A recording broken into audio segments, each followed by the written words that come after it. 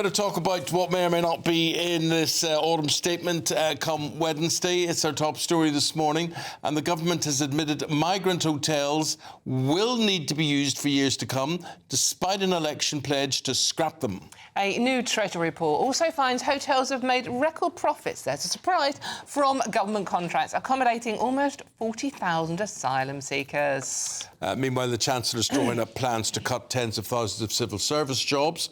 It's also being touted that cuts could impact free school meals for infants, and also there will be cuts to, wait for it, the railways. That's just what they need, isn't it? The thoughts of political commentator Oscar Redrop on this one. Sock it to me, Oscar. It's really, really, really bad stuff. I mean, you know, this week, I think, is going to be Rachel Reeves's most challenging week since she's been in power, since the Labour government have been in power. There are no easy choices. A lot of that is because of the headroom that she has not left herself. Can she... And a lot of people ask, what is this, like, fiscal rules that the government set for themselves? What's the point of that if you don't give yourself any headroom? Well, she has to stick to these fiscal rules now, because if she doesn't, then, you know, the cost of borrowing will skyrocket, interest rates, etc., etc. But look, like, if you really, really shrink it down, the government made a big, big play on going for growth. It was a big part of their manifesto. All the noises about growth, growth, growth, growth, growth. And the OBR are due to come out and halve the growth forecasts. And basically, it's failed. And so what does she do? Does she put taxes up? Politically not palatable in the slightest. Well, she also promised she wouldn't do it. That would be exactly. Well, although a lot of people watching this think, well, I still wouldn't put it past the government to do something they promised they wouldn't do. But no, you're right, Dawn. And then secondly, the only other option is the stench of austerity just kind of wafting back through, and that, in terms of, you know, department spending, there are going to be some serious cuts, and there are no easy choices on that, and there's going to be a lot of political pain, I think, this week for Labour.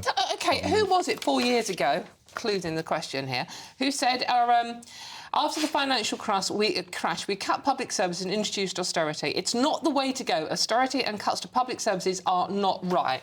Who do you think said that just 4 years ago?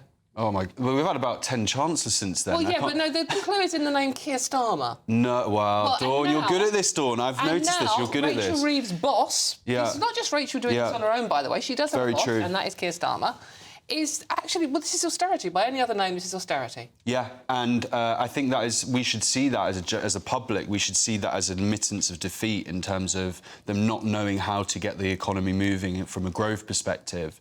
And obviously making those, you know, we're never going to raise taxes, you know, personal taxes, although they have done on business, and that kicks on April the 1st, and that's going to be devastating. I cannot underplay how damaging that is for businesses and for employment and all the rest of it. But it's who does the business. The National Audit Office has found that putting a migrant in a hotel costs 145 quid a night.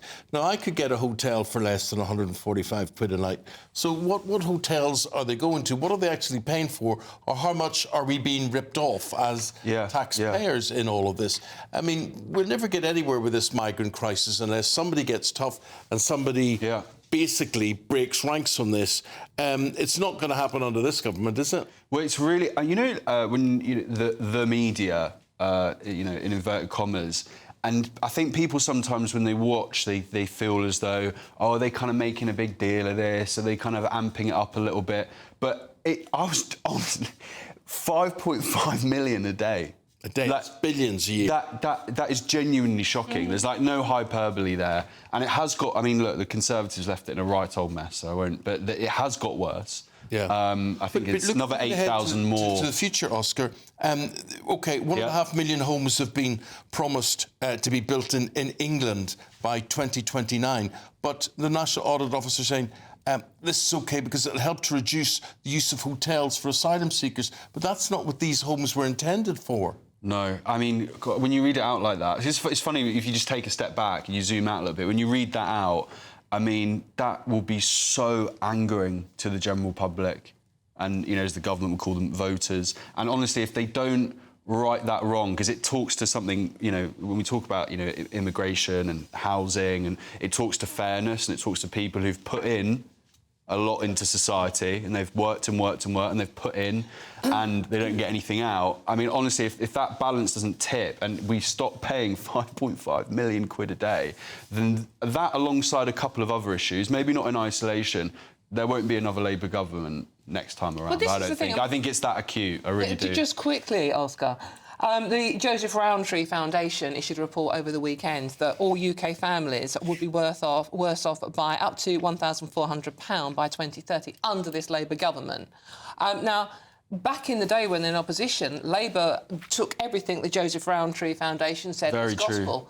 Now, over the weekend, we had Rachel Reeves on TV going, no, that's not true. We're doing a very good job for everybody.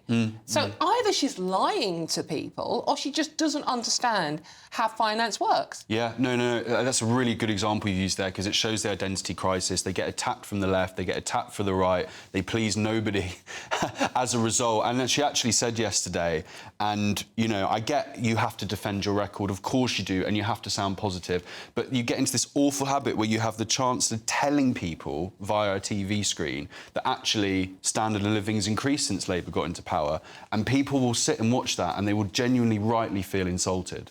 Well, the Phil have been lied to, and she was also squirming. Just finally, the front page of the Daily Mail today, how about cutting your freebies, Chancellor? Well, because she took free concert tickets while I know it seems like silly stuff, but it's, again, it taps into, like, the character of a government, and these are really bad front pages. Really bad front pages. Thank you very much for your take on things. The reason we want to talk about this, we've got figures today which are saying hotels will be used basically forever to house migrants. The price is $5.5 million a day. On this, billions a year we're talking about. Basically, we're building all these 1.5 million new homes, which is brilliant. We all think that, and we saw over the weekend, go and be brickies, kids, it's a great career. I agree with that, never met a poor one. But these 1.5 million new homes in the next 5 years, the report today says they were going to stop the use of hotels for migrants. So basically, these hotels are for migrants, not ordinary, hard-working And the new houses people. are being built for migrants, it appears. And the government said they would stop the boats. They said they've got a plan to stop the boats. And actually what we've seen is the highest level of boat arrivals in records under this government. They cancelled the Rwanda deterrent scheme on day one, and then they start now briefing out that actually they're looking at offshore processing themselves. Again and again, Eamonn, I'm afraid to say, they just don't have a plan. And when they do have plans, they tend to be in the wrong direction as well. So they need to get a grip. We are all paying the price. And that's what we're going to see this week, a spring budget, an emergency budget, where all of Rachel Reeves' bad choices come home to roost. Andrew, we keep talking about Rachel Reeves, but she's not operating on her own. Do you think that, I mean, you know, the stories over the weekend that she would be thrown under the bus by her boss, that her term is finished? What do you make to that?